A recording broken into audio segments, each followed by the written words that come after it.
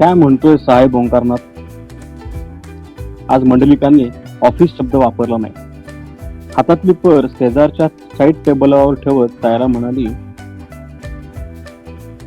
जरा पिथरल्यासारखे वाटतात.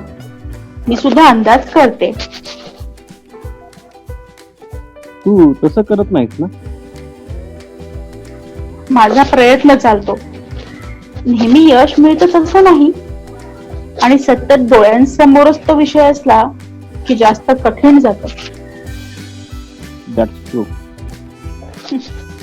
बोलावणं पाठवायचं, डिक्टेशनच्या तयारीनं जावं तर पुन्हा बोलवीन म्हणायचं. काही सांगायचं असेल ते त्यातले नाही. मग काही विचारायचं असेल? विचारून झालंय. काय पण?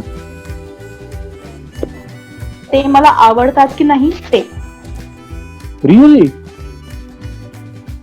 सायरानं जे घडलं ते सांगितलं, शुभाच्या अनुभवासहित.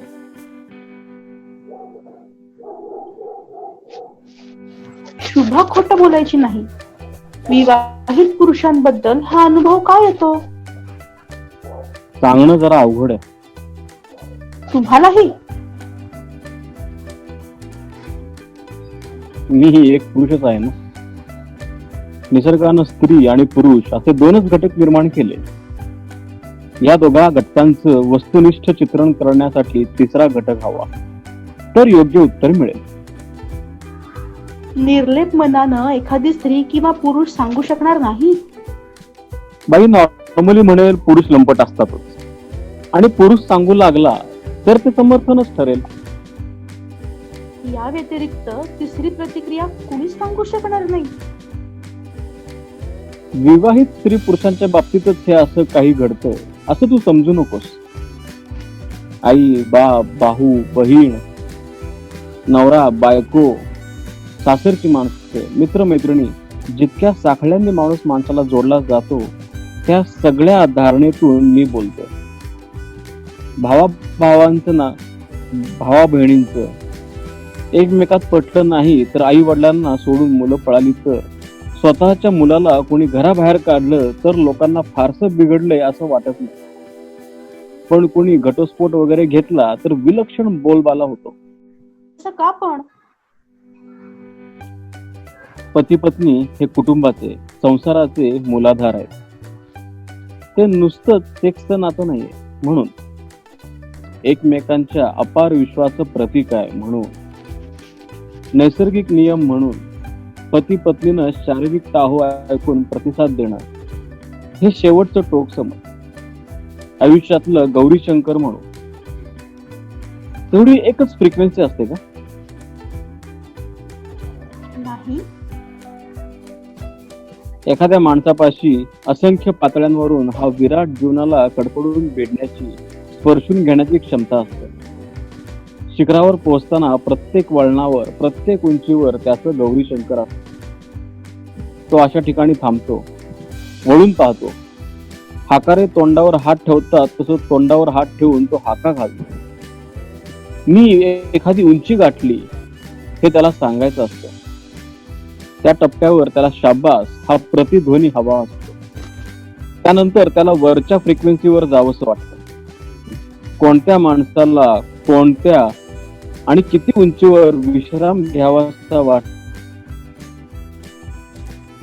याचा पाठीवर हात हवासा वाटेल हे सांगता येणं अवघड आहे.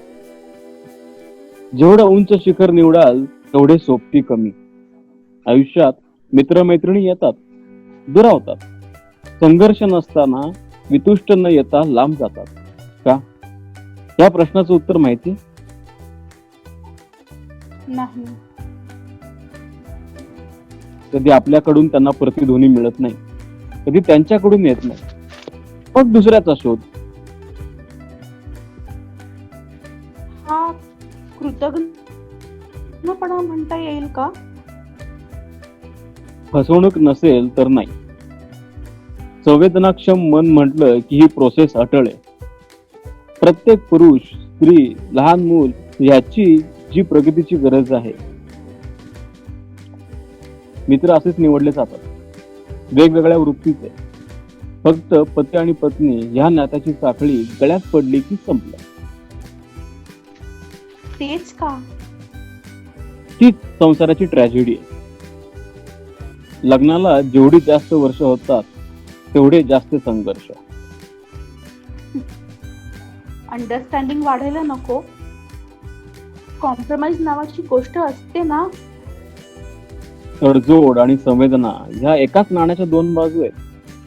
ज्या व्यक्तीला संसारात जोडीदारासाठी सतत तडजोड करावी लागते तेव्हा संवेदनांचा छाप त्याला चलत राहतो, त्याला किंवा तिला. सहनशक्ती जितकी चिवट तितकी वर्ष संसार चालतो. नाण्याच्या दोन्ही बाजूला तडजोडीचा शिक्का उमटायला लागतो तेव्हा प्रतिध्वनीचा शोध अन्यत्र सुरू होतो. त्या मार्गावर कधी एकच व्यक्ती परिपूर्ण भेटते तर कधी कधी वेगवेगळ्या कलात्मक मागण्यांसाठी वेगवेगळ्या व्यक्तींची चाचणी सुरू होते. इथं समाजाकडे एकच तराजू असतो, स्त्री आणि पुरुष दोघांसाठी एकच मापदंड. 4 दिवस ही किंवा हा, आता तिला सोडली किंवा हल्ली दुसराच कोणीतरी तिच्या बरोबर असतो असं म्हणायला मिळालं की समाज खुश.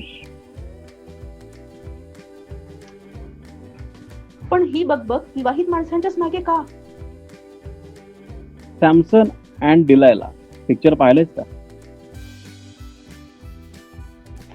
पाहिलंय. सॅमसन फक्त मुख्य 2च खांब पाडतो पण संपूर्ण मंदिर पडतं, गाव उद्ध्वस्त होतं. तसंच संसारात पती पत्नीचं असतं. म्हणून तर अनेक जीव दोन्ही बाजूला तडजोडीचा छाप असलेली नाणी वापरतात, प्रतिध्वनीचं मंदिर चुकवतात. एखाद्याला या प्रवासात सगळ्या संवेदनांना प्रतिध्वनी देणारी आणि व्यक्तिमत्वाच्या सगळ्या फ्रिक्वेन्सी झेलणारी व्यक्ती मिळतेही. अप्सरेसारखी बायको सोडून किंवा राजबिंडा आणि शब्द झेलणारा नवरा सोडून या शूर्पणखेत किंवा म्हसोबात या माणसाने काय पाहिलं अशी चर्चा सुरू होते. गौरी शंकर पेक्षा 50 फूट लांबवरची टेकडी विलोभनीय का वाटली हे सगळ्यांना कोण सांगत बसणार ना. 55 फुटच का? एको म्हणजे प्रतिध्वनीसाठी कमीत कमी तेवढं अंतर लागतं. अशाच कोणत्या तरी स्वतः ओंकारनाथांनाही अज्ञात असलेल्या फ्रिक्वेन्सीवरती सायरा उभी असते. अज्ञात का म्हणता? जो प्राणी आकारण चिडतो, आरडाओरडा करतो, ती तडफड काय हवं आहे ते सापडत नसल्याचं असते. सायरा विचारात पडली. मी तुम्हाला आवडतो का नाही या प्रश्नाकडे फार गंभीरपणे पाहण्याची गरज नाहीये. तो उपेक्षित माणूस असावा.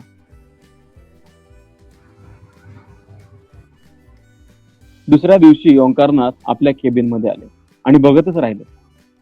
त्यांच्या टेबलावरच्या प्लास्टिकच्या फुलांच्या ठिकाणी निशिगंधाची टवटवीत फुलं होती. त्यांना मंद सुगंधानं केबिन शहारलं होतं. ताज्या फुलांनी जरी नसलं तरीही वेगळेपणापायी ओंकारनाथांना हलकं वाटलं. आदल्या दिवसाचं सावट काहीसं दूर झालं. हे काम सायराचं ह्यात वादच नाही. या फुलांच्या रूपानं आपण तिला आवडतो हे तिला सुचवायचं असेल का? विचारलं पाहिजे. तर्क करायला हा शेअर बाजार नाही. निम्मी फुलं आपल्याला देणं हे शेअरिंग आहे. सायरा तशी फार मीडियाकर नाहीये. पेपर्सवर सह्या घेण्यासाठी सायरा आली तेव्हा ओंकारनाथांनी विचारलं, फुलं तुम्ही आणलीत? आज मी आणली, उद्यापासून वेगळी व्यवस्था केली आहे. एखाद्या व्यक्तीला फुलं देण्यामागचा संकेत तुम्ही जाणता ना? निसर्गासारखा टवटवीत राहण्याचा संदेश त्या माणसापर्यंत पोहोचावा हा माझा वैयक्तिक संकेत आहे. निसर्गातील चैतन्याचं सर्वात छोटं प्रतीक म्हणजे फूल. या फुलात पृथ्वीवरची सगळी जमीन उतरलेली असते. ओंकारनाथ हिरमुसले ते पहिल्या वाक्यानं. नुसते हिरमुसले नाहीत तर काहीसे चिडले सुद्धा. मनातल्या मनात त्यांनी पुन्हा तिला मीडिऑकर असं म्हणून घेतलं. पण नंतर त्यांना तिचं सांगणं संपू नये असं वाटायला लागलं. सायरानं ते ओळखलं पण आणखी सगळं बोलावं की नाही हे तिला कळेना. ओंकारनाथ म्हणाले, तुम्ही सांगता ते पटकन समजत नाही, पण ऐकताना छान वाटतं.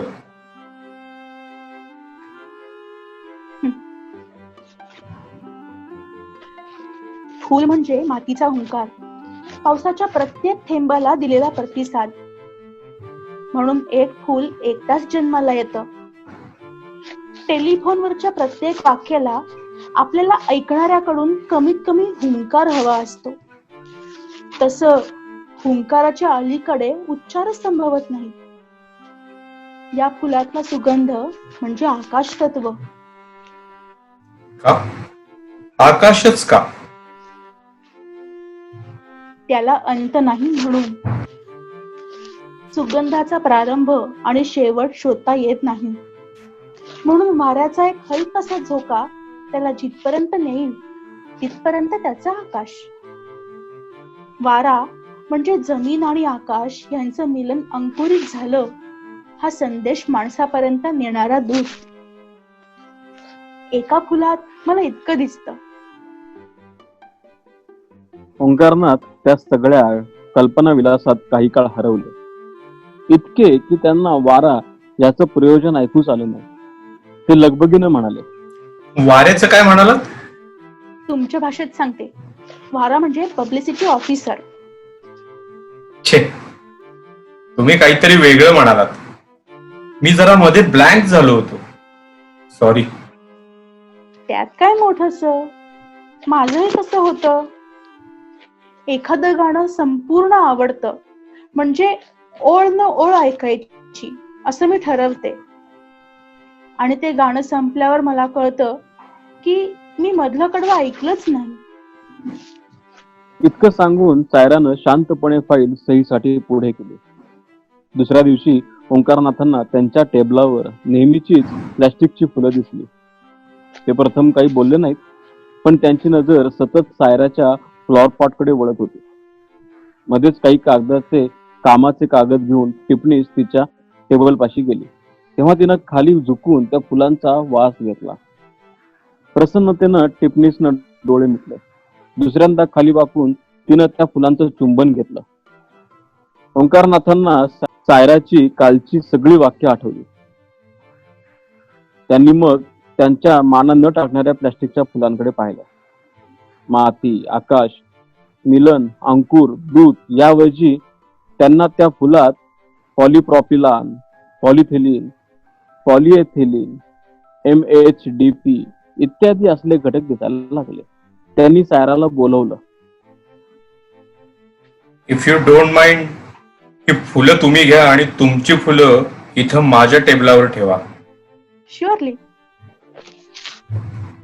तुम्ही काहीतरी वेगळ्या व्यवस्थेबद्दल म्हणालात ते? हा, माझी एक मैत्रीण आहे. एवढ्यात यायला हवी होती. तिचा बिझनेस आहे. मोठमोठ्या हॉटेल्स मधून आणि प्रायव्हेट ऑफिसातून ती रोज फ्रेश फुलं घेऊन जाते. इकेबानाचा कोर्स केलाय. एक दिवसाआड ती फ्लॉवर अरेंजमेंट करून जाते. अजून का आली नाही? तुम्हाला त्या फुलांची ओढ निर्माण झाल्याचं मला जाणवल्याशिवाय ती कशी येणार? तुम्ही आपणहून विचारलं तर मी फोन करणार. तुम्ही तुमच्याप्रमाणे माझ्यासाठी रोज फुलं आणावी तसं मला वाटतं. तुमच्या त्या मैत्रिणीचा बिझनेस आणि टेक्निक मला मान्य आहे, पण या फुलांच्या बाबतीत तरी किमान बिझनेस ट्रान्झॅक्शन नको. त्यानंतर 2च दिवसांनी ओंकारनाथांनी ऑफिस सुटता सुटता सायराला बोलवलं. तिच्या हातातल्या पेपरमध्ये गुंडाळलेल्या फुलांकडे निर्देश करीत ओंकारनाथांनी विचारलं, तुमच्या फुलांबरोबर याही फुलांना समुद्र स्नान घडवाल का? येताना बरोबर आली तशी जाताना सोबतीनं जातील. सायरानं काही न बोलता सगळी फुलं एकत्र केली. Let us go together. अर्थात तुमची हरकत नसेल तर. फक्त कुठे जायचं सांगा. कंपल्सरी गेटवेवर जावं लागतं. उरलेला किनारा राज्यकर्त्याने विकून टाकलाय. या देशात खाणाऱ्यांना तोटा नाही. पाहाल तिथं भेळपुरीवाले आणि खाणारी तोंड. केवळ त्या अथांग समुद्रासाठी कुणी जात नाही. भरतीतल्या अनेक उसळणाऱ्या लाटा ह्या उपेक्षापोटीच असतील. ओहोटी सुद्धा अशा खाबू शहराचं दर्शन नको म्हणून येत असेल. पायऱ्या उतरून दोघंही जितकं समुद्राच्या सानिध्यात जाता येईल तितकी केली. 10 मिनिटं दोघंही गप्प होती. सायरानं काहीतरी बोलावं ह्या अपेक्षेनं ओंकारनाथ तिच्याकडे पाहत होते. तिचं समुद्राव्यतिरिक्त कुठेही लक्ष नव्हतं. असंच गप्प बसायचंय? इथं आले की माझी अशीच अवस्था होते. कशी? समुद्राचं ऐकावं, बाकी काही करू नये. या विराट अस्तित्वाच्या समोर क्षुद्र वाटेल असं सगळं टाळावं. स्वतःचा आवाजही ऐकू नये असं वाटतं नेहमीच. आजचा दिवस तुमचा नियम सोडा. मी तुमचं बोलणं ऐकण्यासाठी आलोय. ऑफिसात बोललात तसं काहीतरी. ऑफिसची गोष्ट वेगळी. कशी काय?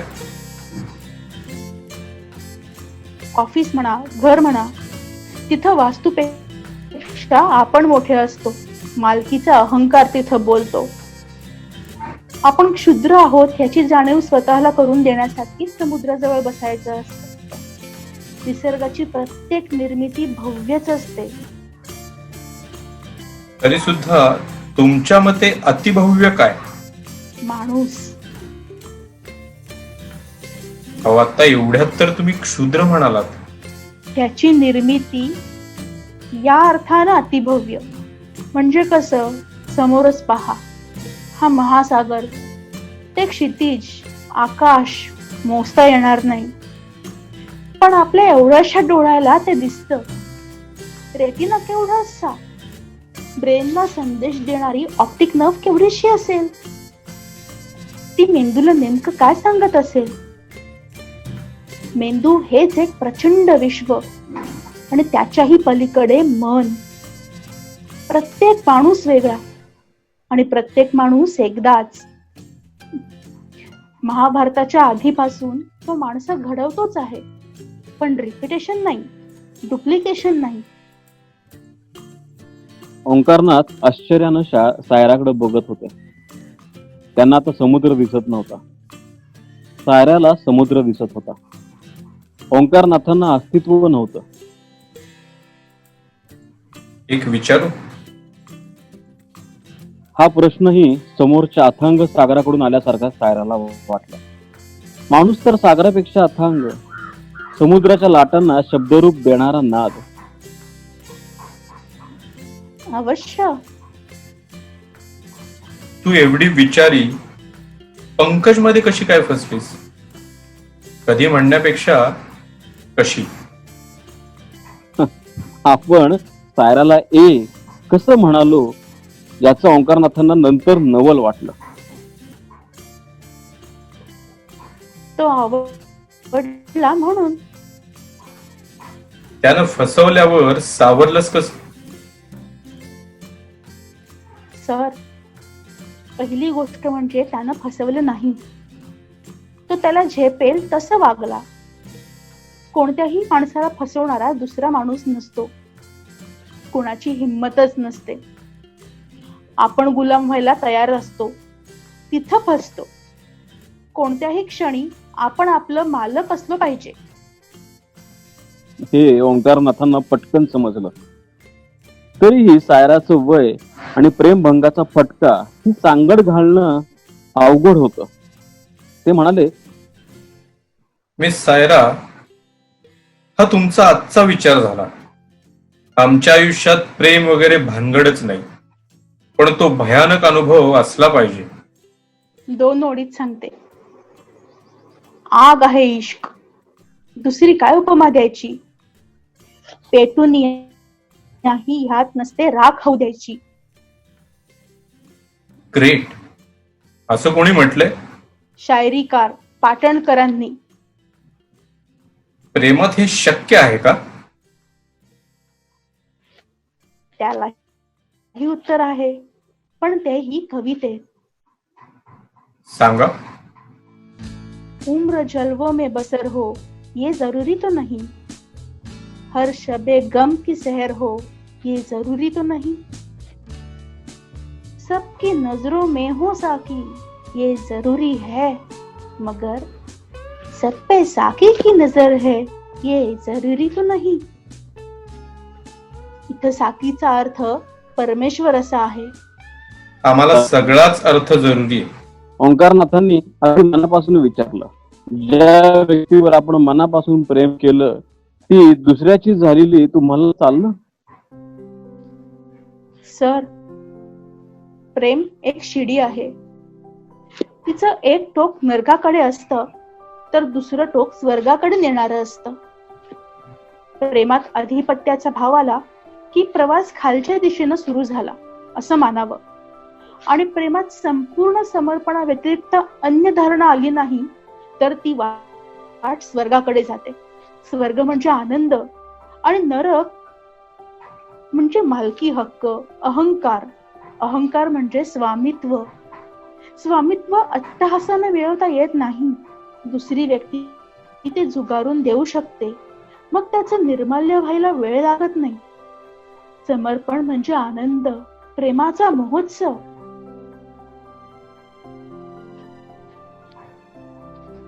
महोत्सव कधी एकट्याला साजरा करता येत नाही.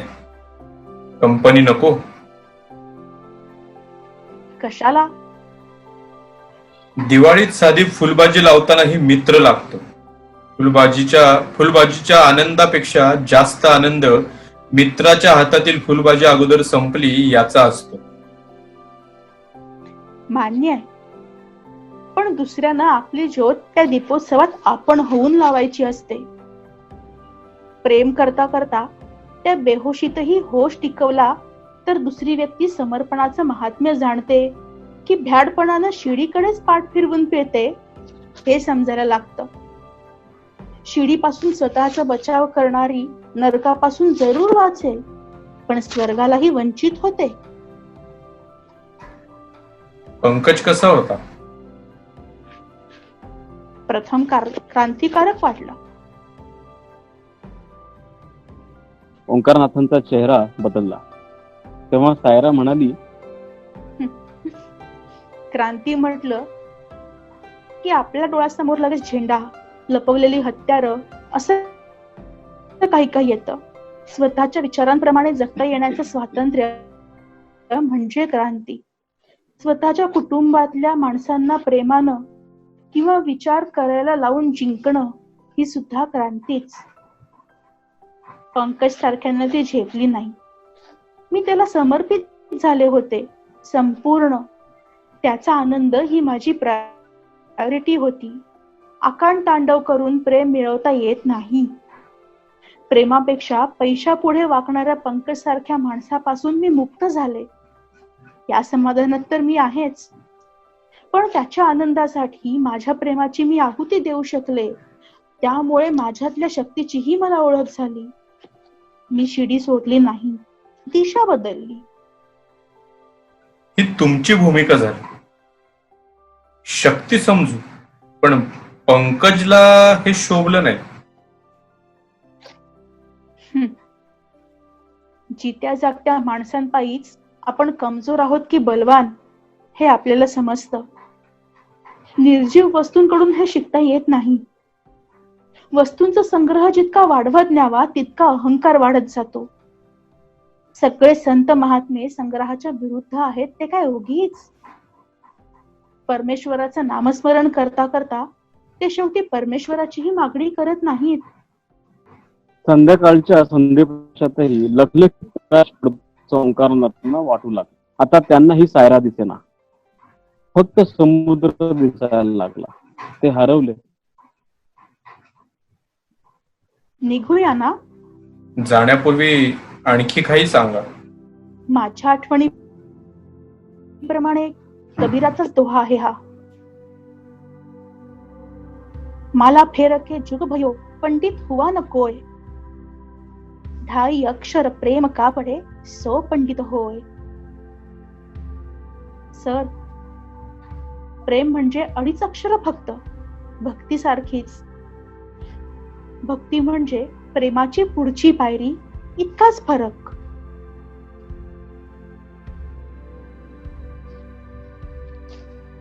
मित्रांनो, आम्ही तुमच्या समोर सादर केला तू भ्रमत आहसी वाया या कादंबरी मधला भाग 6. आजचे वाचन करते सुचेत गवई, योगेश कुलकर्णी, प्राजक्ता वाणी बजाज. पुढचा भाग लवकरच घेऊन येऊ. धन्यवाद.